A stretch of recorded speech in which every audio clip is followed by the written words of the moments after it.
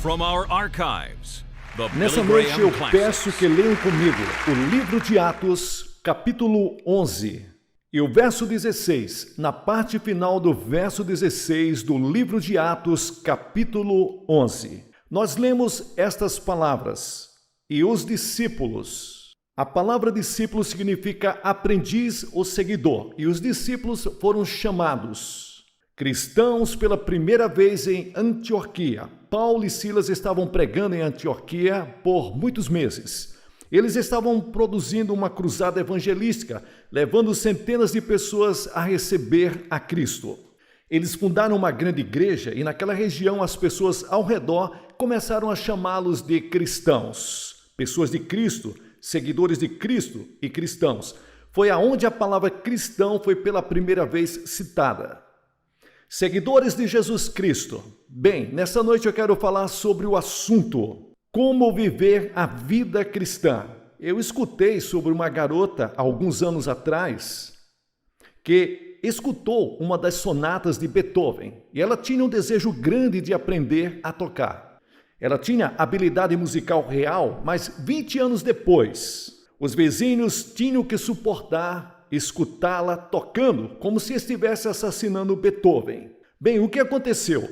Ela nunca encarou os exercícios com os 5 dedos e as escalas musicais. Ela negligenciou aprender a tocar. Agora, há muitos de vocês que têm uma enorme vontade de viver a vida cristã. Você quer ser um cristão? Você quer viver uma vida cristã, mas você nunca aprendeu como viver a vida cristã. Bem, disseram para você que você podia ser cristão, falaram que você deveria viver uma vida cristã, mas nunca te disseram como.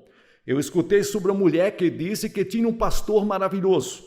Ela disse: meu pastor é um ministro maravilhoso, é um pastor maravilhoso e todos o amamos na igreja. Mas eu não consigo dizer o que ele quer que a gente faça. Bem, nessa noite eu quero que vejamos algo sobre como viver a vida cristã. Mas, antes de tudo, eu quero que vejamos algo como a Bíblia diz que é ser um cristão. O que é ser um seguidor de Jesus Cristo? Bem, temos muita gente que tem uma ideia errada. Pensa porque nasceu num país cristão. Então você é um cristão? Muitos acham que se você tem pais cristãos, você é um cristão. Mas a Bíblia diz que você não pode herdar a cristandade. Não é sobre a carne e o sangue. Não há nada que você possa fazer para automaticamente transformar você em ser aceito no reino de Deus.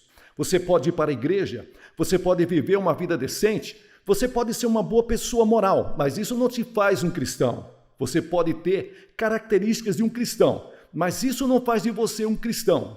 Existem milhares de pessoas nos Estados Unidos esta noite que pensam que são cristãos, mas na verdade não são cristãos no sentido estrito do termo. Eles nunca nasceram de novo, nunca receberam Cristo em seus corações, e se eles morrerem, não vão para o céu. Agora, um cristão é uma pessoa que teve um encontro pessoal com Jesus Cristo. Um cristão é uma pessoa que tomou a decisão de aceitar a Cristo como seu Senhor e Salvador. Você o aceita e compromete sua vida a Ele. Bem, a primeira coisa é que o cristão é uma pessoa que fez uma escolha, você tomou uma decisão, você teve um encontro pessoal com Deus vivo, você recebeu Cristo no seu coração. Este é o primeiro passo para ser um cristão. Isso aconteceu com você? Houve um momento em sua vida quando você se arrependeu dos seus pecados e que você se deu conta de que é um pecador e você disse: ó Deus, eu me arrependo dos meus pecados. E então, por fé, você recebeu Cristo no seu coração.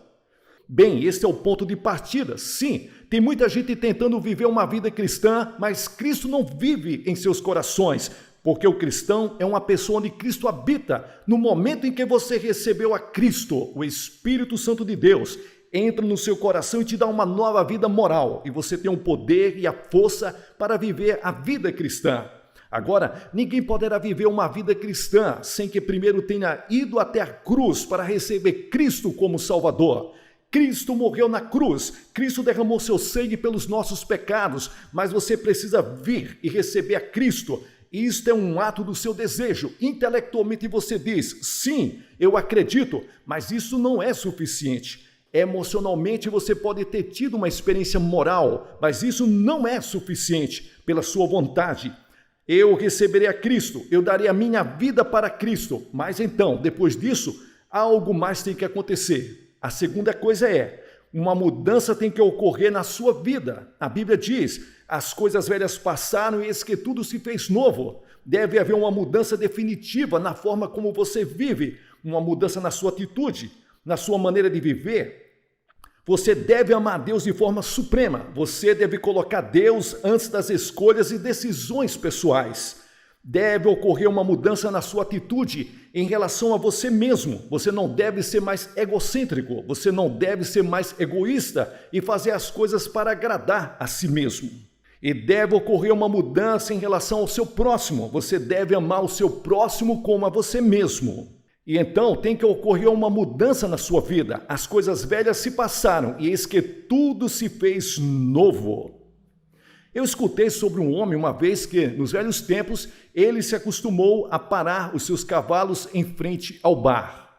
E ele se converteu a Cristo em um encontro da igreja metodista. E no dia seguinte ele voltou para a cidade e parou os cavalos no mesmo lugar. E o balconista do bar veio do lado de fora e disse: "Qual é o problema? Você parou os cavalos aqui por 10 anos e agora por que não entra?" E o homem disse: "Eu me converti ontem à noite, eu recebi a Cristo." E ele disse: "Eu mudei o local de parada." E isso é exatamente o que deve ser feito, mudar o local de parada. E se não há nenhuma evidência de mudança na sua vida, é melhor você verificar se você é mesmo um cristão. Porque se sua vida não mudou, se você não carrega o fruto que Deus te deu quando você aceitou a Cristo, então você deve se arrepender, porque para os filhos de Deus uma mudança ocorre. Jesus disse: "E pelos seus frutos os reconhecereis." Pelos seus frutos. Quais são os seus frutos? Os frutos do Espírito Santo são amor, alegria, paz, longanimidade. Você está vivendo a vida cristã? Você se entregou a Cristo? Você sabe se teve este encontro com Ele? E uma mudança aconteceu na sua forma de viver, em suas atitudes? Se não, talvez você não seja um cristão. Você pode estar vivendo no paraíso dos tolos. Você pode pensar que é um cristão, mas não é. Porque um cristão é uma pessoa que recebeu Cristo e uma mudança ocorreu na forma como ele vive. Terceiro, o cristão é uma pessoa que aceitou um desafio, o desafio de Cristo. Cristo disse: "Se alguém quer ser meu seguidor, que negue a si mesmo, tome a sua cruz e me siga." Em Moscou, nesta noite, milhares de jovens estão sendo desafiados. Eu estou feliz de dizer que os jovens americanos, até onde eu sei, não aceitaram o desafio do comunismo. O comunismo tem desafiado milhões de jovens. Jesus Cristo também ofereceu um desafio. Ele disse: "A menos que você tenha o desejo de aceitar meu desafio e viver por mim, você não pode ser meu seguidor." Hoje, em nossas igrejas, estamos ocupados com cifras astronômicas para produzir nossos relatórios. Tudo isso é bom, mas Jesus está ocupado e eliminando pessoas. Toda vez que uma multidão ficava ao redor de Jesus, ele dizia: "Espere um minuto. Se você quiser me seguir, você tem que negar a si mesmo." Aquilo eliminava multidões. Então, se a multidão ainda fosse grande, ele dizia: "Se você quiser me seguir, você tem que pegar a sua cruz e me seguir." Bem, aquilo eliminava a maioria restante, porque eles não queriam ir para a cruz. A cruz era a cadeira elétrica daquele tempo. E Jesus disse: "Se você quiser me seguir, vai ter que pegar a sua cadeira elétrica e vai pegar o lugar para ser executado." A impopularidade, quem vem junto quando me seguir? E a maioria das pessoas não querem fazer isso. A maioria das pessoas não querem ir a Cristo. A maioria não querem se apresentar e ser selecionado quando tem que se entregar a Cristo. Eu te pergunto nessa noite, você tem certeza de que é um cristão? Você tem certeza de que seus pecados estão perdoados? Tem certeza de que vai para o céu? Tem certeza de que está pronto para se encontrar com Deus? No sentido estrito do termo, eu te pergunto nessa noite, você é salvo? Você tem certeza disso? Se eu tivesse qualquer dúvida nessa noite em que eu estou pronto para me encontrar com Deus, eu não sairia daqui sem resolver esse problema. Tenha certeza, dê sua vida para Cristo nessa noite. Venha e receba-o. Isso é ser cristão. Deus habitando no coração, o encontro pessoal com Jesus Cristo, recebendo-o como seu Senhor e Salvador. Isso é ser um cristão. Mas como viver uma vida cristã? Isso é outra coisa. Como viver uma vida cristã? Ok, há cerca de 14 anos atrás eu me casei. Por cerca de 2 anos eu trabalhei para conquistar minha esposa e posso dizer que dei muito trabalho para conseguir ganhar minha esposa. Trabalhei duro por 2 anos. Finalmente ficamos juntos em frente ao pastor. Bem, eu poderia ter admirado minha esposa, o que também fiz. Mas ainda não era casado, eu poderia achar que ela era amável e linda, mas isso não me fazia ser casado com ela. Eu tinha que estar em frente a um pastor e quando ele me perguntou se eu aceitava ela como esposa, eu disse, eu aceito.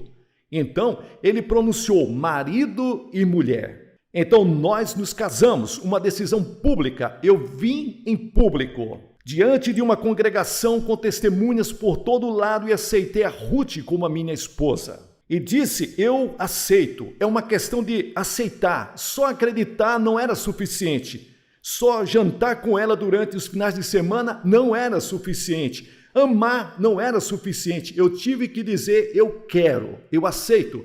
É só acreditar em Cristo não é suficiente. A Bíblia diz que o diabo acredita em Cristo. Dizer que ele é uma pessoa maravilhosa não é suficiente. Apenas ir para a igreja domingo à noite não é suficiente. Você tem que dizer que você deseja, que você recebe, que você aceita Ele como Senhor e Salvador. Você já fez isso? Mas então eu descobri algo que muitos casais, muitos jovens não pensam a respeito. A cerimônia foi apenas o começo. Bem, quando você aceita Jesus Cristo também é só o começo.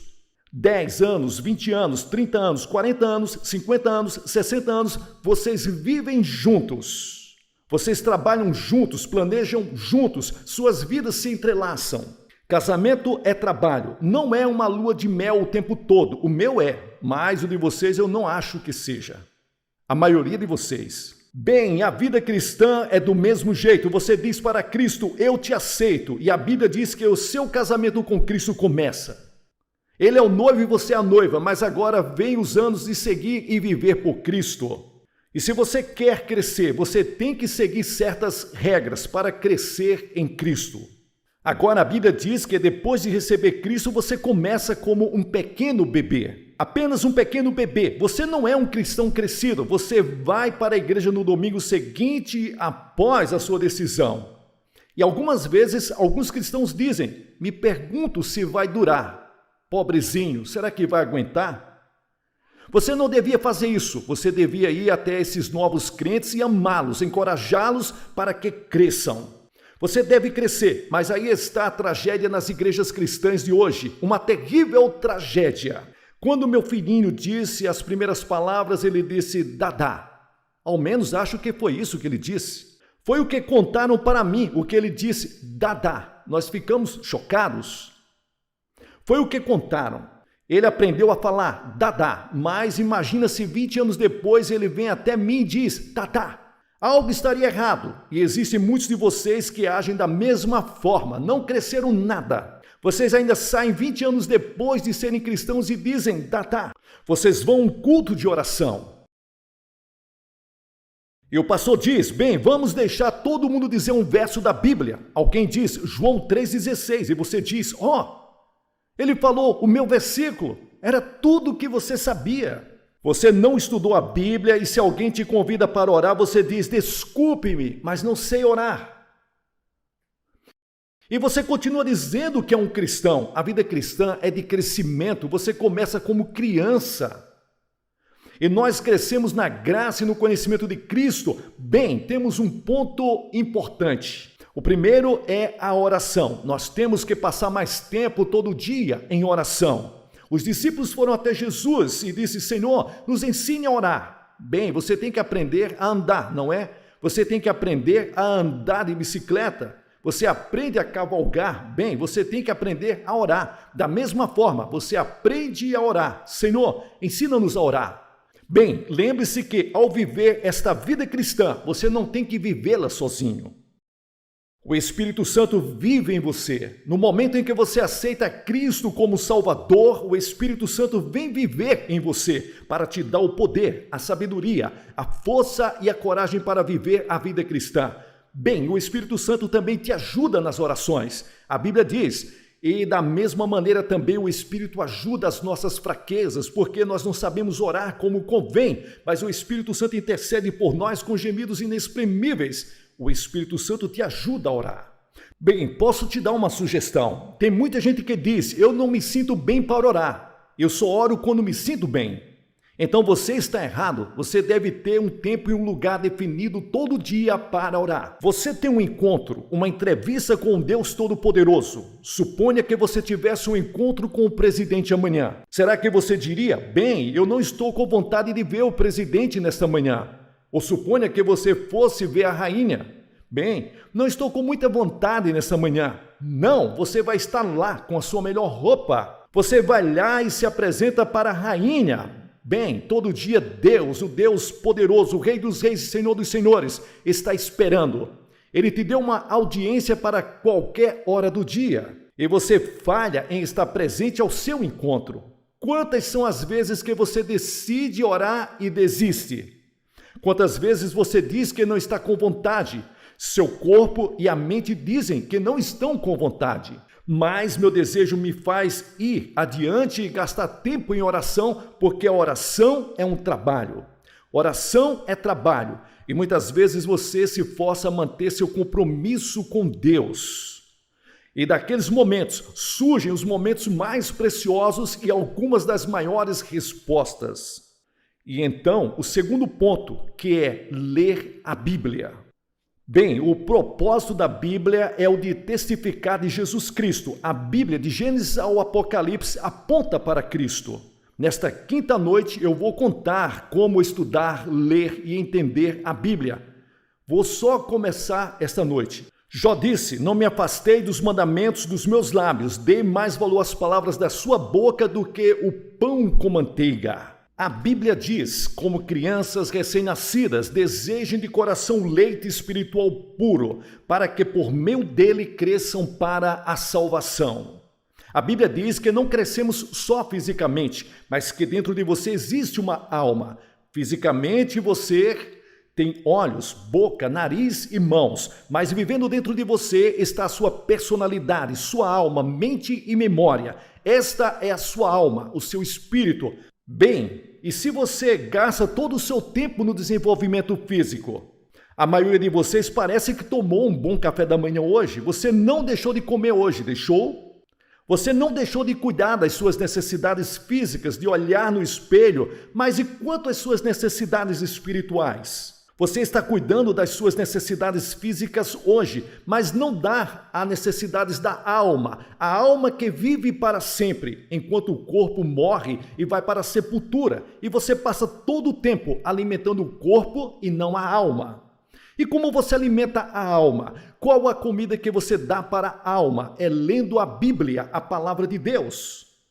E não importa quem você seja, você não pode viver uma vida vitoriosa se você não ler a Bíblia Sagrada. Toda vez que uma pessoa vem até mim e diz, eu não estou tendo as orações atendidas, não estou tendo vitórias na minha vida, não tenho alegria, não tenho paz, eu acho que deveria ser como um cristão.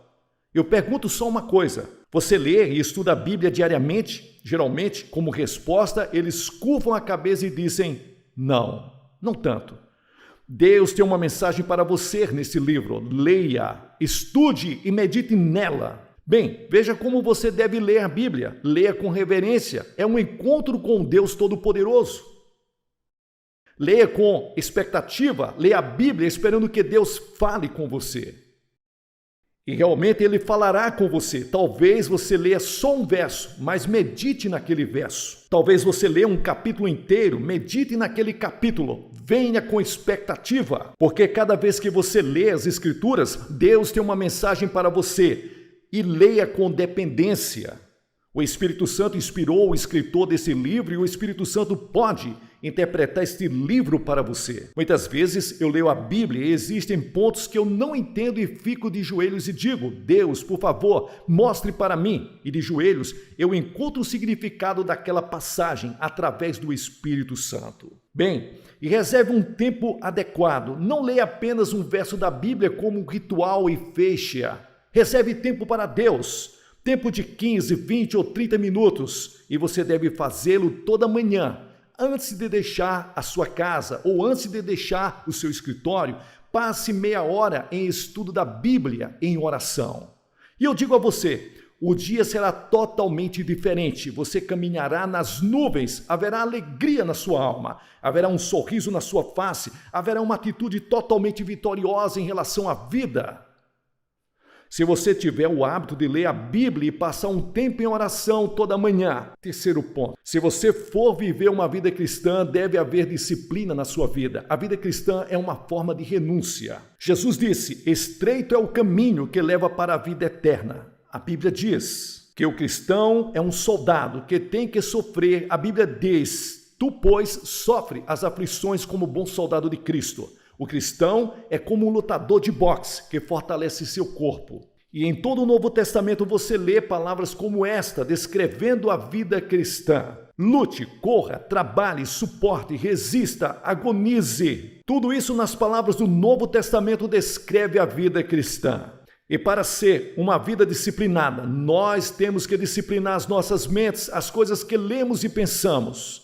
Nenhum pensamento ruim deve entrar em nossas mentes e, se entrarem, devem ser expelidos imediatamente. Nossas mentes devem ser disciplinadas, de modo que a não gastarmos tempo lendo lixo e literatura que não vai edificar, ou resistir a um tipo errado de programa de televisão. Nós não jogamos nosso tempo fora. Nós não deixamos nossas mentes paradas. Nossas mentes são disciplinadas. Nossas línguas também são. Põe, ó Senhor, uma guarda para minha boca. Salmo 141, versículo 3. Nosso tempo é disciplinado, nossa mente, nossa língua, porque estas são dias ruins. Cada pedaço de tempo que Deus nos dá todos os dias são joias preciosas. Eles nunca poderão ser trazidos de volta, eles devem ser dedicados a Cristo. Esse meu corpo, a Bíblia diz que é o templo do Espírito Santo e que devemos ter autocontrole. Autocontrole, mansidão, bênção sobre a carne, disse Jesus. É isso que mansidão significa. Significa temperança, autocontrole. Eu tenho que viver uma vida disciplinada. Quão pouca disciplina nós temos hoje em nossas vidas? Com pouca disciplina nós temos em nossa experiência cristã, em nossa vida cristã, e essa é a razão pela qual milhares de cristãos falham. Não há nenhuma disciplina, tem que haver disciplina. Então, o próximo ponto, na vida cristã existe a igreja. Vocês devem ter escutado sobre cristãos como Robinson Crusoe, não escutaram? Tentando viver vida cristã solitária. Eu digo a você, a Bíblia não conhece nada a respeito. O companheirismo cristão não é opcional, é essencial, é mandatório. Não devemos abandonar a nossa união. A Bíblia ensina que a igreja é como uma ligação com muitas ramificações, como se fossem pedras vivas construídas juntas, membros do corpo de Cristo, juntos. Bem, a igreja pode ter suas congregações locais, não se deve dizer, eu sou um membro de uma grande igreja universal, mas não pertenço a nenhuma igreja local. É como dizer, sou da Marinha, mas não vou a nenhum navio. Como as Nações Unidas. Eu estava nas Nações Unidas na segunda-feira. Tive uma interessante conversa com o líder de lá e vi pela janela todas aquelas bandeiras. E pensei, esta é uma grande organização, mas que possui seus membros locais ao redor do mundo. Na forma de nações e estados, aqui nós temos a grande igreja, o corpo de Cristo, mas que possui suas ramificações locais em todo lugar. Uma pode ser chamada de luterana, outra de batista, outra de presbiteriana, qualquer que seja o nome e o lugar onde Cristo é falado. É o lugar onde Cristo é exaltado. Nós temos que ir lá e ajudar no trabalho da igreja. A igreja é para cultuarmos juntos, é o lugar onde damos o nosso tempo para o trabalho do Senhor. Espero que você vá à igreja amanhã. Estamos em uma noite de sábado. Vamos todos cultuar ao Senhor amanhã. Vamos todos. É um mandamento de Deus. E eu te digo, você não pode viver uma vida cristã vitoriosa, longe da igreja, com alegria no coração, sem estar pertencendo à igreja cristã. Tem gente que diz que está procurando uma igreja perfeita, mas nunca vai encontrar. Você nunca vai achar uma igreja perfeita. Eu viajei pelo mundo, vi muitas e diversas igrejas, mas até agora não vi nenhuma igreja perfeita. E não creio que haverá. Jesus tinha um pequeno grupo de homens com ele, 12, e eram imperfeitos. Judas o traiu, Pedro o negou e muitos não o acompanharam quando ele foi para a cruz. Não existe nenhum corpo perfeito na terra. Vá para uma igreja e trabalhe por Cristo. Então, por último, o cristão deve testemunhar por Cristo. Bem, como você testemunha? Você testemunha pelo jeito que você vive. A graça, a cortesia, você testemunha por Cristo, se você vive uma vida mudada, em que Cristo vive em você e irradia através de você. Outras pessoas irão ser atraídas e perguntarão: qual o seu segredo?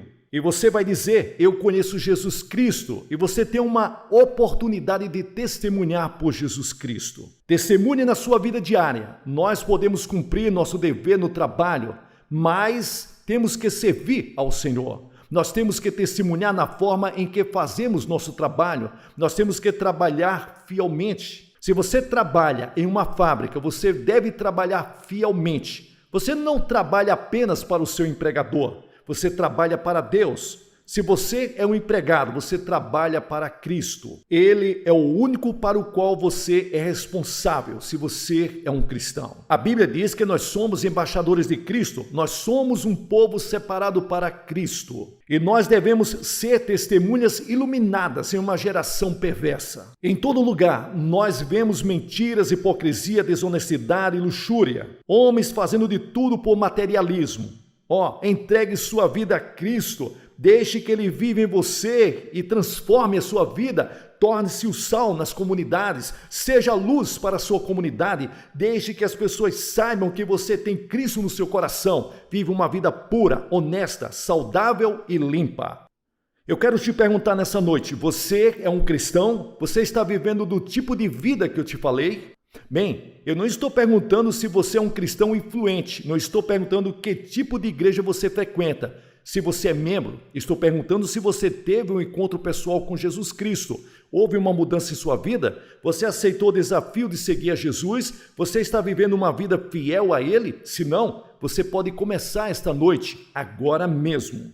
Agora mesmo, você pode dizer: Senhor, eu te entrego a minha vida, o meu coração e a minha alma. Eu quero que Cristo venha e perdoe os meus pecados e as minhas falhas. Quero segui-lo e servi-lo. Eu quero saber que meus pecados estão perdoados e que eu vou morar no céu. Eu quero uma mudança em minha vida. E quero uma mudança no lugar onde trabalho. Eu quero me tornar uma luz por Cristo.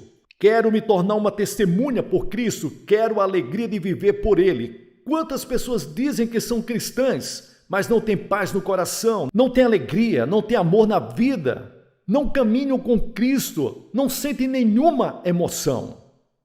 Ficam com raiva facilmente, são invejosos, cheios de orgulho. Eu digo uma coisa: a vida cristã nunca foi isso. Entregue sua vida a Cristo e tenha certeza de que Ele vive no seu coração. Alguns de vocês entregarão suas vidas a Cristo essa noite. Outros virão dedicar novamente suas vidas a Cristo e dirão: nessa noite dedicarei a minha vida a Cristo de forma benevolente. E vou me entregar a Ele. Em todo esse lugar, Deus está falando para centenas, milhares de pessoas. Todos vocês que virão à frente vão dizer: eu vou começar uma nova vida, vou entregar minha vida a Cristo. Eu venho aos pés da cruz, renunciando os meus pecados e minhas falhas, me entregando a Ele como meu Senhor e Salvador. Eu vou pedir que vocês saiam de seus lugares, todos neste grande prédio, todos venham e fiquem aqui em frente, em reverência. Digam nessa noite: eu estou me entregando a Cristo. Se você veio com amigos e parentes, eles vão esperar por você.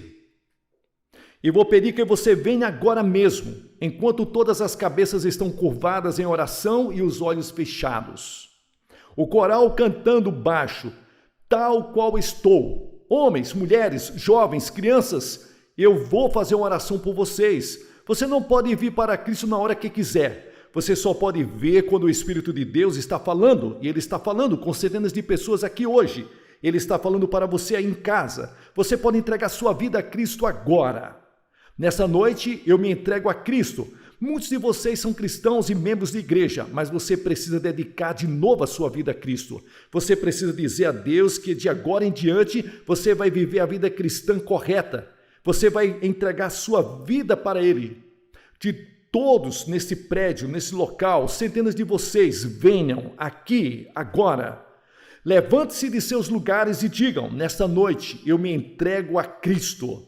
Nós vamos esperar e depois vamos orar. Vamos ler um verso das Escrituras, te dar uma palavra para você levar para casa e você que veio com os amigos e parentes, eles vão esperar. Depois você poderá voltar e se juntar a eles. Você virá aqui agora como uma indicação de que você confia em Cristo. Pessoal, aqui é o pastor Gilson Soares fazendo aqui as locuções, as traduções do reverendo Billy Graham.